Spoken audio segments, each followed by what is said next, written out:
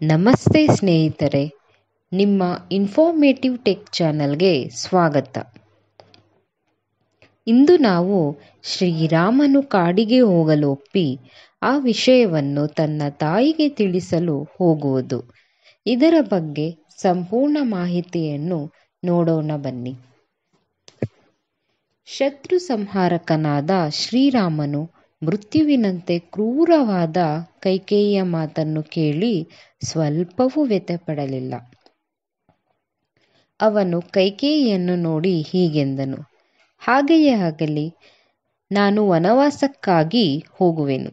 ಮಹಾರಾಜನು ಮಾತು ಕೊಟ್ಟದ್ದನ್ನು ಪೂರೈಸುವುದಕ್ಕಾಗಿ ಜಟೆಯನ್ನು ಧರಿಸಿ ನಾರು ಬಟ್ಟೆಯನ್ನುಡುವೆನು. ಆದರೆ ಒಂದು ವಿಷಯವನ್ನು ನಾನು ತಿಳಿದುಕೊಳ್ಳಲು ಬೇಕಾಗಿದೆ. ಧೀರನಾದ ಮಹಾರಾಜನು ಮೊದಲಿನಂತೆ ನನ್ನೊಡನೆ ಮಾತನಾಡದಿರಲು ಕಾರಣವೇನು? ದೇವಿ, ನೀನು ಚಿಂತಿಸಬೇಡ, ನಿನ್ನೆದುರಿಗೆ ಹೇಳುತ್ತಿದ್ದೇನೆ. ನಾನು ಜಟಾವಲ್ಕಗಳನ್ನು ಧರಿಸಿ ನಿಶ್ಚಯವಾಗಿಯೂ ಅರಣ್ಯಕ್ಕೆ ಹೋಗುತ್ತೇನೆ. ನೀನು ಸಂತುಷ್ಟಳಾಗು. ಮಹಾರಾಜನು ನಿನ್ನ ಉಪಕಾರವನ್ನು ಸ್ಮರಿಸುವಷ್ಟು ಕೃತಜ್ಞನಲ್ಲವೇ? ನನ್ನ ಶ್ರೇಯಸ್ಸನ್ನು ಕೋರುತ್ತಾ ನನಗೆ ಗುರುವಾದ ತಂದೆಯಾಗಿ ರಾಜನಾದವನು ಆಜ್ಞೆ ಮಾಡಿದರೆ ಅವನ ಸಂತೋಷಕ್ಕಾಗಿ ಯಾವ ಕಾರ್ಯವನ್ನು ನಾನು ಮಾಡದೇ ಇದ್ದೇನೋ ನಿಶ್ಶಂಕೆಯಿಂದ ಮಾಡುತ್ತೇನೆ. ಆದರೆ ಭರತನಿಗೆ ಪಟ್ಟಾಭಿಷೇಕ ಮಾಡುತ್ತೇನೆಂದು ಮಹಾರಾಜನೇ ನನಗೆ ಏಕೆ ಹೇಳುವುದಿಲ್ಲವೆಂದು ನನಗೆ ಸಂಕಟವಾಗಿದೆ.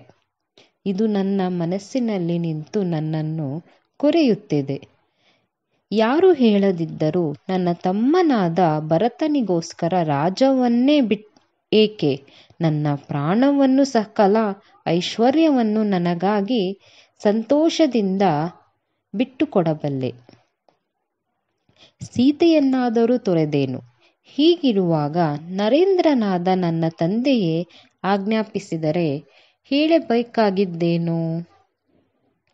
ಇದರಿಂದ ನಿನಗೂ ಸಂತೋಷವಾಗುತ್ತದೆ, ನನ್ನ ತಂದೆಯ ಪ್ರತಿಜ್ಞೆಯು ನೆರವೇರುತ್ತದೆ ಎಂದ ಮೇಲೆ ಅವಶ್ಯವಾಗಿ ರಾಜ್ಯವನ್ನು ಬಿಟ್ಟು ಹೋಗುತ್ತೇನೆ. ಆದ್ದರಿಂದ ತಾಯಿ, ಮಾತನಾಡಲು ಸಂಕೋಚಪಡುತ್ತಿರುವ ಮಹಾರಾಜನಿಗೆ ಸಮಾಧಾನವನ್ನು ಹೇಳು. ಆತನು ನೆಲವನ್ನು ನೋಡುತ್ತಾ ಕಣ್ಣೀರು ಸುರಿಸುವುದೇಕೆ? ಈಗಲೇ ರಾಜಾಜ್ಞೆಯಂತೆ ದೂತರು ಶೀಘ್ರಗಾಮಿಗಳಾದ ಅಶ್ವಗಳನ್ನೇರಿ ಭರತನನ್ನು ಸೋದರ ಮಾವನ ಮನೆಯಿಂದ ಕರೆಯುವುದಕ್ಕೆ ಹೋಗಲಿ. ಇಗೋ, ನಾನು ತಡಮಾಡದೆ ದಂಡಕಾರಣ್ಯಕ್ಕೆ ಹೊರಡುತ್ತೇನೆ. ಹಿಂದು ಮುಂದು ನೋಡದೆ ತಂದೆಯ ಮಾತಿನಂತೆ 14 ವರ್ಷ ಅರಣ್ಯದಲ್ಲಿರುತ್ತೇನೆ ಎಂದನು. ರಾಮನ ವಚನವನ್ನು ಕೇಳಿ ಕೈಕೇಯಿಯು ಹರ್ಷದಿಂದ ಉಬ್ಬಿದಳು. ರಾಮನು ಕಾಡಿಗೆ ಹೋಗುವುದು ನಿಶ್ಚಯವೆಂದು ತಿಳಿದುಕೊಂಡಳು. ಅವನನ್ನು ಇನ್ನೂ ತ್ವರೆಪಡಿಸುತ್ತಾ ಈ ಪ್ರಕಾರ ಹೇಳಿದಳು, ಹಾಗೆಯೇ ಆಗಲಿ ರಾಮ. ದೂತರು ಶೀಘ್ರಗಾಮಿಗಳಾದ ಅಶ್ವಗಳನ್ನೇರಿ ಭರತನನ್ನು ಕರೆತರಲು ಹೋಗುವರು. ಆದರೆ ತಂದೆಯ ಮಾತನ್ನು ನಡೆಸಲು ಉತ್ಸಾಹದಿಂದಿರುವ ನೀನು ತಡೆ ಮಾಡುವುದು ಸರಿಯಲ್ಲ. ನೀನು ಕೂಡಲೇ ಇಲ್ಲಿಂದ ಕಾಡಿಗೆ ಹೊರಟು ಹೋಗಬೇಕು. ನೀನು ಪುರುಷರಲ್ಲಿ ಶ್ರೇಷ್ಠನಾದವನು. ರಾಜನು ಸಂಕೋಚದಿಂದ ನಿನ್ನೊಡನೆ ಮಾತನಾಡುತ್ತಿಲ್ಲ. ಅದೇನು ದೊಡ್ಡ ವಿಷಯವಲ್ಲ. ನೀನು ಚಿಂತಿಸಬೇಡ. ನೀನು ಈ ನಗರವನ್ನು ಬಿಟ್ಟು ಕಾಡಿಗೆ ಹೊರಟು ಹೋಗುವವರೆಗೂ ರಾಮ, ನಿನ್ನ ತಂದೆ ಸ್ನಾನವನ್ನು ಮಾಡುವುದಿಲ್ಲ, ಊಟವನ್ನೂ ಮಾಡುವುದಿಲ್ಲ ಎಂದು ನುಡಿದಳು. ಅಷ್ಟರಲ್ಲಿ ದಶರಥನು ಉಮ್ಮಳಿಸುವ ದುಃಖವನ್ನು ತಡೆಯಲಾರದೆ ಅಯ್ಯೋ ಕಷ್ಟವೇ ಎನ್ನುತ್ತಾ ಉಸಿರೆಳೆದು ಸುವರ್ಣಮಯವಾದ ಮಂಚದಲ್ಲಿ ಎಚ್ಚರ ತಪ್ಪಿ ಬಿದ್ದನು. ರಾಮನು ದಶರಥನನ್ನು ಎತ್ತಿ ಕುಳ್ಳಿರಿಸಿದನು. ಇತ್ತ ಕೈಕೇಯಿಯ ಒತ್ತಾಯವು ಕುದುರೆಯನ್ನು ಚಾಟಿಯಿಂದ ಹೊಡೆದಂತೆ ಕಾಡಿಗೆ ಹೋಗಲು ರಾಮನನ್ನು ತ್ವರೆಪಡಿಸುತ್ತಿತ್ತು. ಅಯೋಗ್ಯಳಾದ ಆಕೆಯ ನಿಷ್ಠುರವಾದ ಮಾತನ್ನು ಕೇಳಿಯೂ ರಾಮನು ನಿಶ್ಚಯದಂತೆ ಕೈಕೇಯಿಗೆ ಈ ರೀತಿ ಹೇಳಿದನು: ದೇವಿ, ನಾನು ಐಶ್ವರ್ಯ ಕಾಮನೆಯಿಂದ ಈ ಲೋಕದಲ್ಲಿರಲು ಬಯಸುತ್ತಿಲ್ಲ. ನಾನು ಋಷಿಗಳಂತೆ ಕೇವಲ ಧರ್ಮವನ್ನು ನಂಬಿದ್ದೇನೆ ಎಂದು ತಿಳಿದುಕೋ. ಪೂಜ್ಯನಾದ ನನ್ನ ತಂದೆಗೆ ಪ್ರಿಯವಾದುದು ಮಾಡಲು ನನಗೆ ಶಕ್ಯವಾದರೆ ನನ್ನ ಪ್ರಾಣವನ್ನಾದರೂ ಕೊಟ್ಟು ಅದನ್ನು ಮಾಡಿಯೇ ತೀರುತ್ತೇನೆ. ತಂದೆಯ ಸೇವೆಯನ್ನು ಮಾಡುವುದು, ತಂದೆಯ ಮಾತಿನಂತೆ ಆಚರಿಸುವುದು, ಇದಕ್ಕಿಂತಲೂ ಹೆಚ್ಚಿನ ಧರ್ಮ ಯಾವುದೂ ಇಲ್ಲ. ನನ್ನ ತಂದೆಯು ಹೇಳಿದ್ದಾದರೂ ಪೂಜ್ಯಳಾದ ನಿನ್ನ ಮಾತನ್ನೇ ನಂಬಿ ನಿರ್ಜನವಾದ ವನದಲ್ಲಿ 14 ವರ್ಷ ವಾಸ ಮಾಡುವೆನು. ಕೇಕೆಯ ರಾಜಪುತ್ರಿಯಾದ ನೀನು ನನ್ನಲ್ಲಿ ಯಾವ ಸದ್ಗುಣವನ್ನು ನಿರೀಕ್ಷಿಸಲಿಲ್ಲವೆಂದು ಕಾಣುತ್ತದೆ. ನನಗೆ ನೇರವಾಗಿ ಅಪ್ಪಣೆ ಮಾಡಲು ನಿನಗೆ ಅಧಿಕಾರವಿದ್ದರೂ ಮಹಾರಾಜನಿಗೆ ಈ ವಿಷಯವನ್ನು ಹೇಳಿದೆಯಲ್ಲ. ಇನ್ನು ನಾನು ತಾಯಿಯನ್ನು ಬೀಳ್ಕೊಂಡು ಸೀತೆಗೆ ಸಮಾಧಾನ ಹೇಳುವುದೊಂದೇ ತಡ. ಈ ದಿನವೇ ವಿಶಾಲವಾದ ದಂಡಕಾರಣ್ಯಕ್ಕೆ ಹೊರಡುವೆನು. ಭರತನು ರಾಜ್ಯವನ್ನು ಪಾಲಿಸುತ್ತಾ ತಂದೆಯ ಶುಶ್ರೂಷೆಯಲ್ಲಿ ನಿರತನಾಗಿರುವಂತೆ ನೀನು ನೋಡಿಕೊಳ್ಳಬೇಕು. ಏಕೆಂದರೆ ಪಿತೃಶುಶ್ರೂಷೆಯು ಶಾಶ್ವತವಾದ ಧರ್ಮ ಎಂದು ಹೇಳಿದನು. ರಾಮನ ಮಾತುಗಳನ್ನು ಕೇಳಿ ಅವನ ತಂದೆಗೆ ದುಃಖವು ಉಕ್ಕಿ ಬಂದಿತು. ಮಾತು ಹೊರಡಲಿಲ್ಲ. ಅವನು ಗಟ್ಟಿಯಾಗಿ ಹೋ ಎಂದು ಬಿಕ್ಕಿ ಬಿಕ್ಕಿ ಅಳಲಾರಂಭಿಸಿದನು. ಆಗ ಶ್ರೀರಾಮನು ಬಾಹ್ಯ ಪ್ರಜ್ಞೆಯಿಲ್ಲದ ತಂದೆಯ ಪಾದಗಳನ್ನು ಮುಟ್ಟಿ ನಮಸ್ಕರಿಸಿ ಅಯೋಗ್ಯಳಾದ ಕೈಕೇಯಿಯ ಪಾದಗಳಿಗೂ ವಂದಿಸಿದನು. ಆನಂತರ ಆ ತೇಜಸ್ವಿಯು ತನ್ನ ತಂದೆಗೆ ಕೈಕೇಯಿಗೂ ಪ್ರದಕ್ಷಿಣೆಯನ್ನು ಮಾಡಿ ಅಂತಃಪುರದಿಂದ ಹೊರಟನು.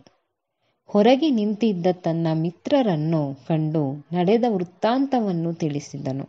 ಅದನ್ನು ಕೇಳಿ ಸುಮಿತ್ರತನಯನಾದ ಲಕ್ಷ್ಮಣನು ಸಿಟ್ಟಿನಿಂದ ಉರಿದೆದ್ದನು. ಆಮೇಲೆ ಅವನು ಕಣ್ಣೀರನ್ನು ತುಂಬಿಕೊಂಡು ರಾಮನ ಹಿಂದೆ ಹೊರಟನು. ಶ್ರೀರಾಮನು ಅಲ್ಲಿ ಸಿದ್ಧಪಡಿಸಿದ ಪಟ್ಟಾಭಿಷೇಕದ ಉಪಕರಣಗಳಿಗೆ ಪ್ರದಕ್ಷಿಣೆಕಾರವಾಗಿ ಮೆಲ್ಲಗೆ ಬಳಸಿ ಬಂದನು. ಅವುಗಳನ್ನು ಕಣ್ಣೆತ್ತಿಯೂ ನೋಡಲಿಲ್ಲ. ಅವನಿಗೆ ವನಕ್ಕೆ ಹೋಗಬೇಕೆಂಬ ಅಪೇಕ್ಷೆಯೊಂದೇ ಮನಸ್ಸಿನಲ್ಲಿತ್ತು. ರಾತ್ರಿಯಲ್ಲಿ ಕತ್ತಲು ಕವಿದರೆ ಚಂದ್ರನ ಕಾಂತಿಗೆ ಚ್ಯುತಿಯಿಲ್ಲವಷ್ಟೇ. ಹಾಗೆ ರಾಜ್ಯಭ್ರಂಶವು ಕತ್ತಲೆಯಂತೆ ಆವರಿಸಿದ್ದವು. ಪರಮರಮಣೀಯನಾದ ಶ್ರೀರಾಮಚಂದ್ರನ ಕಾಂತಿಯು ಸ್ವಲ್ಪವೂ ಕಂದಲಿಲ್ಲ. ರಾಜ್ಯಲಕ್ಷ್ಮಿಯನ್ನು ತ್ಯಜಿಸಿ ಕಾಡಿಗೆ ಹೊರಟಿದ್ದರೂ ಅವನ ಮನಸ್ಸಿನಲ್ಲಿ ಯಾವ ವಿಕಾರವೂ ತೋರಲಿಲ್ಲ. ಲೋಕಶೀತನಾದ ಯೋಗೀಶ್ವರನಂತೆ ಅವನು ಒಂದೇ ರೀತಿಯಲ್ಲಿದ್ದನು. ತನ್ನನ್ನು ಗೌರವಿಸುವುದಕ್ಕಾಗಿ ಸೇವಕರು ತಂದ ಛತ್ರ ಚಾಮರಗಳು ಬೇಡವೆಂದು ಹೇಳಿ ಮಿತ್ರರನ್ನು ಪೌರಜನರನ್ನು ನಿಲ್ಲಿಸಿ ರಥವನ್ನು ತಿರಸ್ಕರಿಸಿ ದುಃಖವನ್ನು ಅದುಮಿ ಇಂದ್ರಿಯಗಳನ್ನು ನಿಗ್ರಹಿಸಿ ಆ ಧೀರೋದಾತ್ತನು ತನ್ನ ತಾಯಿಗೆ ಈ ಕೆಟ್ಟ ಸುದ್ದಿಯನ್ನು ತಿಳಿಸುವುದಕ್ಕಾಗಿ ಅವಳ ಅಂತಃಪುರವನ್ನು ಪ್ರವೇಶಿಸಿದನು. ಆ ಸಮಯದಲ್ಲಿ ಶ್ರೀರಾಮನು ಬಂದು ಮಿತ್ರರು ಕೂಡ ಆ ಸತ್ಯಸಂಧನ ಮುಖದಲ್ಲಿ ಯಾವ ವ್ಯತ್ಯಾಸವನ್ನು ಕಾಣಲಿಲ್ಲ. ಶ್ರೀರಾಮನು ಹರ್ಷಭರಿತನಾಗಿಯೇ ಇದ್ದನು. ಶರತ್ಕಾಲದ ಚಂದ್ರನಿಗೆ ಕಾಂತಿಯು ಹೇಗೆ ಸಹಜವೋ ಹಾಗೆ ಆ ವೀರನಿಗೆ ಹರ್ಷವು ಸಹಜವಾದ ಗುಣವಾಗಿತ್ತು. ಆ ಧರ್ಮಾತ್ಮನು ಮಧುರವಾದ ನುಡಿಯಿಂದ ಎಲ್ಲರನ್ನೂ ಸನ್ಮಾನಿಸುತ್ತಾ ತಾಯಿಯ ಬಳಿಗೆ ಹೋದನು. ಮಹಾಪರಾಕ್ರಮಿಯಾದ ಲಕ್ಷ್ಮಣನು ಅಣ್ಣನ ಸುಖ ದುಃಖಗಳಿಗೆ ಸಮಭಾಗಿಯಾಗಿದ್ದನು. ಅವನ ತನ್ನ ದುಃಖವನ್ನು ಮನಸ್ಸಿನಲ್ಲಿಯೇ ನುಂಗಿಕೊಳ್ಳುತ್ತಾ ರಾಮನನ್ನು ಹಿಂಬಾಲಿಸಿ ಹೋದನು. ಅತ್ತ ಕೌಸಲ್ಯೆಯ ಅಂತಃಪುರವು ರಾಮಾಭಿಷೇಕದ ಹರ್ಷ ಸಂಭ್ರಮಗಳಲ್ಲಿ ಮುಳುಗಿತ್ತು. ಇತ್ತ ರಾಮನಿಗೆ ಈ ಆಪತ್ತು ಬಂದಿತ್ತು. ತನ್ನ ಆಪ್ತಜನರಿಗೆ ಆಶಾಭಂಗವಾಗಿ ಏನಾದರೂ ವಿಪತ್ತು ಸಂಭವಿಸಿತೆಂದು ಅವನಿಗೆ ಅಂಜಿಕೆಯಿತ್ತು. ಅದನ್ನು ಚಿಂತಿಸಿ ಶ್ರೀರಾಮನು ಯಾವ ಚಿತ್ತವಿಕಾರವನ್ನು ತೋರಿಸದೆ ಉತ್ಸಾಹದಿಂದಿದ್ದನು. ಇಲ್ಲಿಗೆ ಶ್ರೀರಾಮನು ತನ್ನ ತಾಯಿಗೆ ಕೌಸಲ್ಯ ಜೊತೆಗೆ ಮಾತುಗಳನ್ನು ನೋಡಿದೆವು. ಮುಂದಿನ ವಿಡಿಯೋದಲ್ಲಿ ಶ್ರೀರಾಮನು ಕೌಸಲ್ಯೆಗೆ ತನ್ನ ವನವಾಸ ವೃತ್ತಾಂತವನ್ನು ಹೇಳುವುದು ಮತ್ತು ಕೌಸಲ್ಯೆಯ ವಿಲಾಪವನ್ನು ನೋಡೋಣ. ನಿಮಗೆ ಈ ವಿಡಿಯೋ ಇಷ್ಟವಾದಲ್ಲಿ ದಯವಿಟ್ಟು ಈ ವಿಡಿಯೋವನ್ನು ಸಬ್ಸ್ಕ್ರೈಬ್ ಮಾಡಿ ಮತ್ತು ಲೈಕ್ ಮಾಡಿ. ನಿಮ್ಮ ಕಮೆಂಟನ್ನು ಈ ವಿಡಿಯೋದ ಕೆಳಗಡೆ ಹಾಕಿ. ದಯವಿಟ್ಟು ಸಬ್ಸ್ಕ್ರೈಬ್ ಮಾಡಿ. ಧನ್ಯವಾದಗಳು ಸ್ನೇಹಿತರೆ.